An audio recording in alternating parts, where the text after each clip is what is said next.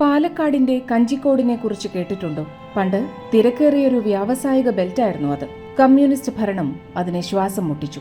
2000-2001 1755 ചെറുകിട വ്യവസായങ്ങൾ രജിസ്റ്റർ ചെയ്തിട്ടുണ്ട്. 2003-4 114 ചെറുകിട വ്യവസായങ്ങൾ മാത്രമാണ് രജിസ്റ്റർ ചെയ്യാൻ സാധിച്ചത്. ഇപ്പോൾ കഞ്ചിക്കോട് സ്വപ്നങ്ങളുടെ ശ്മശാനമാണ്. ഇടത് കേഡർമാരുടെ നിരന്തര പീഡനം ബിസിനസ്സുകാരെ നാശത്തിലേക്ക് നയിച്ചു. 2 പ്രവാസി വ്യവസായികൾ ആത്മഹത്യ ചെയ്തു.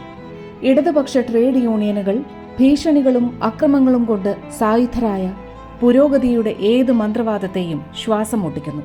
ഭയവും ബലപ്രയോഗവും മൂലം തളർന്നുറങ്ങുകയാണ് കേരളത്തിലെ വ്യവസായങ്ങൾ. കഴിഞ്ഞ 2 പതിറ്റാണ്ടിനിടെ 60,000 സമരങ്ങൾക്ക് സാക്ഷ്യം വഹിച്ചു.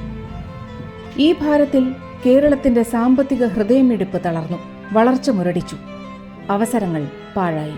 GDP വളർച്ചാ നിരക്ക് 2001 8.1% നിന്ന് 2020 4.5% കുറഞ്ഞു.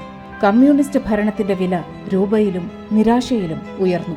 കമ്മ്യൂണിസ്റ്റ് ഭരണ പരാജയത്തിന്റെ നികൃഷ്ടമായ സാക്ഷ്യമായി പലായനം തുടരുന്നു. മറുകക്ഷി ഇതെല്ലാം കണ്ടിട്ടും ഒന്നും ചെയ്തില്ല. വോട്ട് ചെയ്യുന്നതിന് മുമ്പ് ചിന്തിക്കുക, നമുക്ക് മാറ്റം വേണം, നമുക്ക് BJP വേണം.